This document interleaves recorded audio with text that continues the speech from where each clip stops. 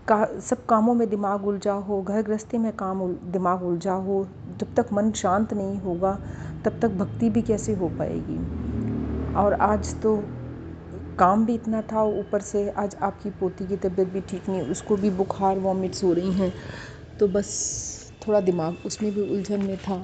अब मैंने जब सब लोग अपने अपने रेस्ट के मूड में चले गए हैं तब मैं बैठी हूँ कि मैं अब माइंड शांत है, अब मैं अपने गुरुजी के चरणों में बैठकर थोड़ी देर उनके साथ बातें करूँगी, थोड़ा उनके साथ अपना टाइम स्पेंड करूँगी। ये टाइम जो मेरे गुरुजी के लिए है उसमें मुझे किसी का दखल नहीं चाहिए। इसलिए गुरुजी, बस अब आपके चरणों में बैठकर आपकी अरदास करती हूँ, आपका मंत्र जाप करती हूँ, आप अपनी कृपा बनाएं और बस सबको ठीक रखें, सबको स्वस्थ रखें। गुरुजी, जो पोती पर भी बीमारी का कष्ट आया है उसे ठीक करें। मुझे जैसे ही बताया बहू ने कि आज उसको फीवर हो रहा है, रात से बहुत वॉमिट्स कर रही है, मैं उसी टाइम आपका जल प्रसाद ले जाके उसको पिलाया कि बस तुम गुरुजी का जल प्रसाद पियो, देखो अभी ठीक हो जाओगी। गुरुजी, अपना चमत्कार दिखाइए और उस बच्ची को ठीक करिए। गुरुजी, जय गुरुजी विपिन जी, सौम्या जी, जय गुरुजी प्यारी संगत जी। गुरुजी, कुछ दिनों से एक बहुत अच्छी ज्ञानवर्धक पुस्तक मेरे हाथ लगी है जिसमें हनुमान जी के साक्षात दर्शन है और दिया आत्मज्ञान एवं चमत्कारिक मंत्र हैं कुछ। इसमें कुछ बातें बहुत ही ज्ञान की हैं, बहुत ही अच्छी लगती हैं। पूरी बुक तो बहुत मोटी है और पढ़ना मुश्किल है, लेकिन कुछ कुछ चीज़ें ऐसी हैं जो मेरा मन करता है मैं अपनी संगत परिवार के साथ शेयर करूं। कुछ बातें इनमें बहुत रहस्यमयी और बहुत गूढ़ हैं, बहुत ज्ञानवर्धक हैं। इसलिए आज मैं उस पुस्तक में से कुछ एक जो विचार आपने उसमें लिखे हुए हैं वो अपनी संगत के सामने शेयर करना चाहूँगी, ताकि सब संगत को भी इस चीज़ का लाभ मिल पाए कि आपने क्या क्या ज्ञान हमें दिया है। ये हनुमान जी के नाम की पुस्तक है, इसलिए पहले हनुमान जी का मंत्र जाप करूँगी, आपका मंत्र जाप करूँगी, उसके बाद ही इसमें से कुछ पॉइंट्स मैं आज यहाँ पे पढ़ूँगी। ओम नमः शिवाय, शिव जी सदा सहाय। ओम नमः शिवाय, गुरु जी सदा सहाय। ओम हनुमते नमः, ओम हनुमते नमः, ओम हनुमते नमः। गुरु जी, इसमें लिखा है, क्या आप जानते हैं जिस प्रभु ने हमारा यह शरीर बनाया है वही प्रभु इस शरीर के अंदर जलती हुई लौ के रूप में जगमगा रहा है, और वही प्रभु हर समय हमें पुकार कर जगा रहा है और कह रहा है कि तुम मेरी शरण में आओ, मैं तुम्हें सारे पापों से मुक्त कर दूंगा। उस प्रभु की आवाज़ को सुनने और साक्षात दर्शन पाने का एक ही उपाय है, और वह है दया, प्यार, करुणा, क्षमा और सत्य का मार्ग। गुरुजी, बहुत ही गूढ़ बात आपने बताई है।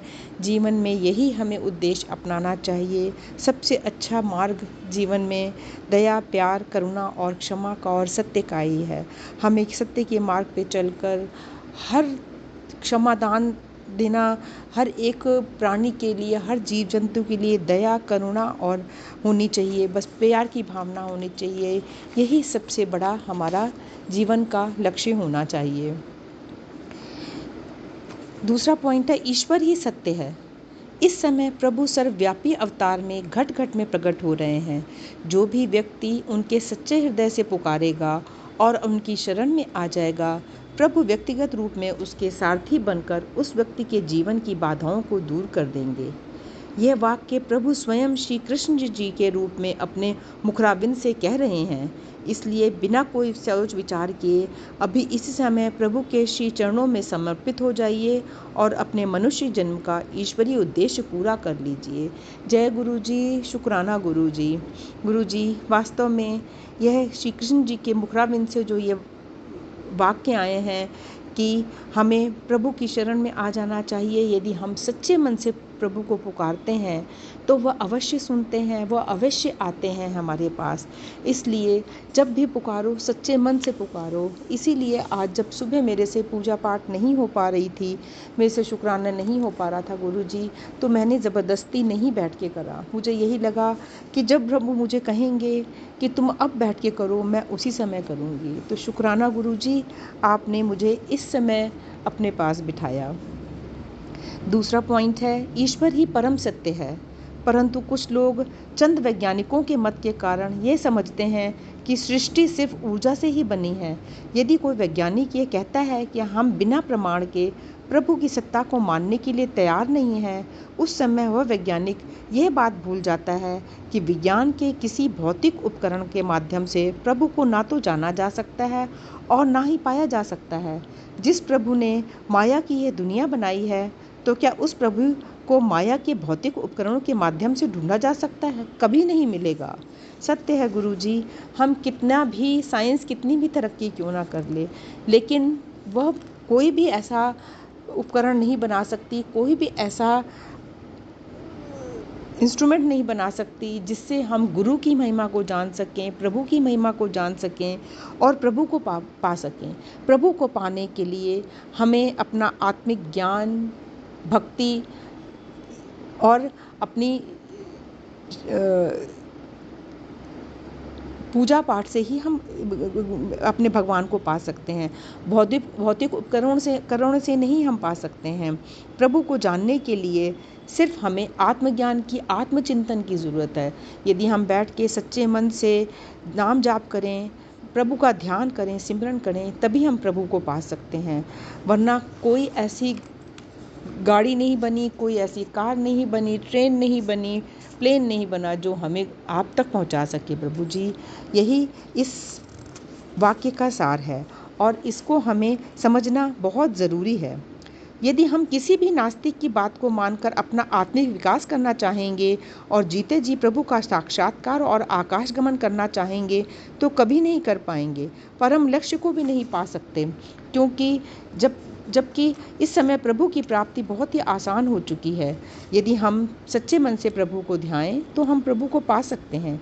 प्रभु की प्राप्ति के लिए किसी रुपए पैसे की भी आवश्यकता नहीं है।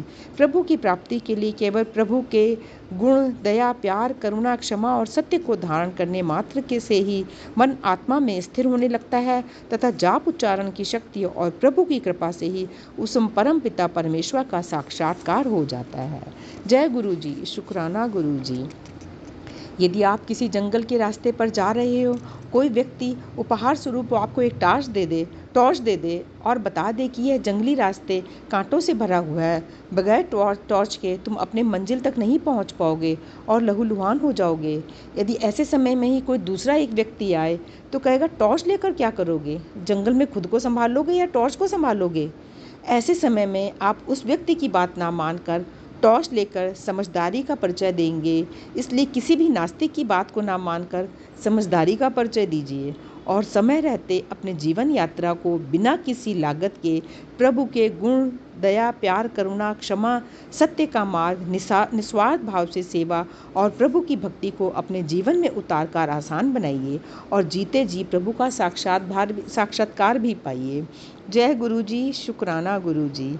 यदि कोई नास्तिक जो प्रभु को नहीं मानता है, आप उसकी बातों पर बिल्कुल ध्यान ना दें और मन में इतना ही सोचें कि एक दिन इसका भी समय आएगा जब यह भी प्रभु से जुड़ जाएगा। जैसे प्रभु का अस्तित्व तो हर समय हमें ज्ञात होता है। हम यदि पौराणिक कथाएं अपनी पढ़ें तो उसमें भी हमें पता है समय समय पर प्रभु ने कैसी अपनी लीला रची है और कैसे अपना अनुभव कराया है। द्रौपदी के चीरहरण के समय साड़ी समाप्त होने के साथ साथ ही साड़ी बन जाते हैं और द्रौपदी के सम्मान की रक्षा करते हैं। प्रभु को मानने अथवा ना मानने की बात तो एक किनारे रख दीजिए, वास्तव में प्रभु हर समय हर जगह मौजूद रहते हैं। हम स्वयं ही चालाकी, होशियारी, छल कपट और सत्य के मार्ग को न अपनाने के कारण अज्ञानतावश उनकी कृपा का पूरा लाभ नहीं पा पाते हैं।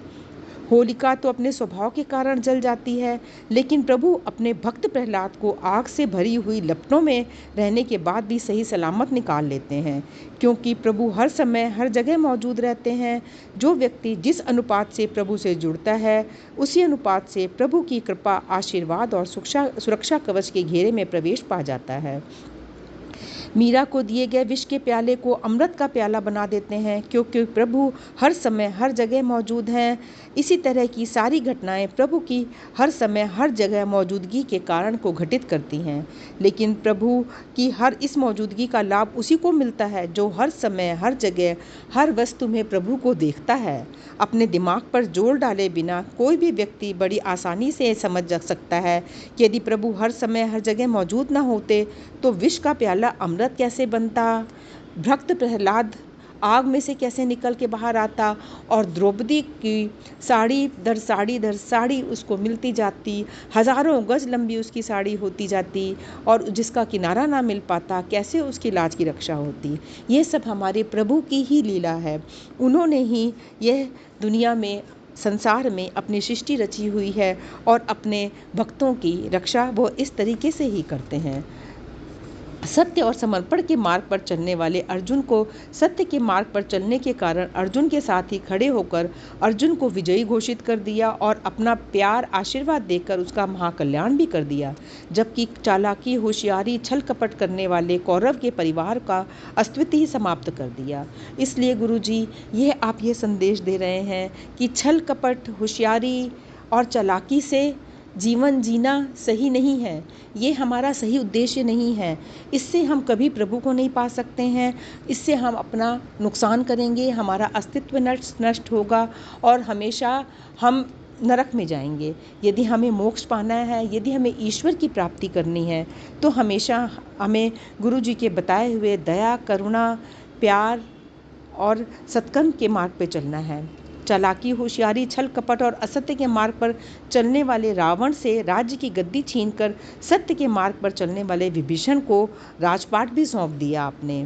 ऐसे ही जब विवेकानंद ने जीते जी प्रभु को पाया तो वही विवेकानंद स्वामी विवेकानंद जी कहलाए और पूरी दुनिया में अपने भारत देश का नाम रोशन कर दिया।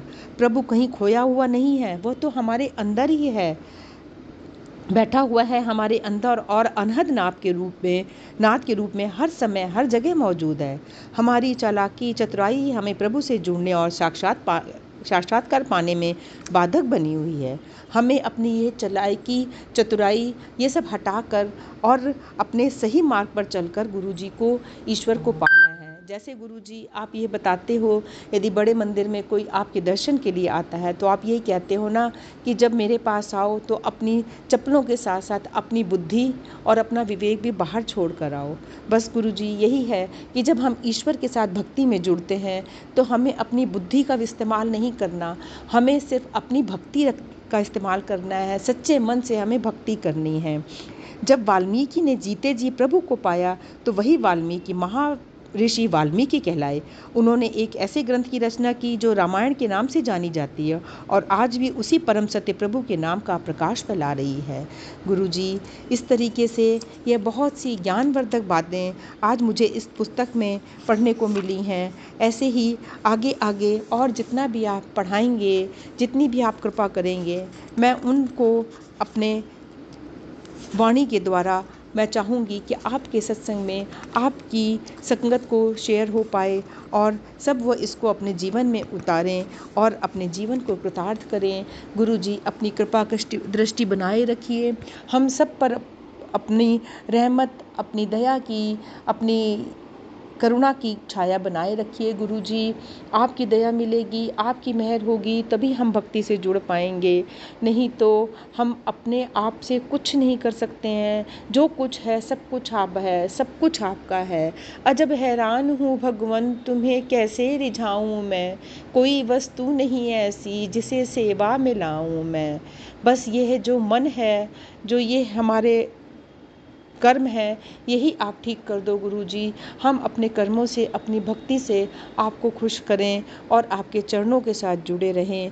अपनी कृपा दृष्टि बनाए रखो, हमारी भूल चूक गलतियों को क्षमा करो गुरुजी, क्षमा करो गुरुजी। सभी को सुखी रखो, सभी को निरोगी रखो, सब पर आए हुए हर कष्ट, हर मुसीबत को दूर करो और सबको सतमार्ग पे चलाओ गुरुजी। सर्बत दा भला करो, सर्बत दा भला करो। जय गुरुजी, शुक्राना गुरुजी। जय जय गुरु जी, शुक्राना गुरु जी। ओम नमः शिवाय, शिव जी सदा सहाय। ओम नमः शिवाय, गुरु जी सदा सहाय। नमो भगवते हनुमते नमः। ओम नमो भगवते हनुमते नमः। ओम नमो भगवते हनुमते नमः।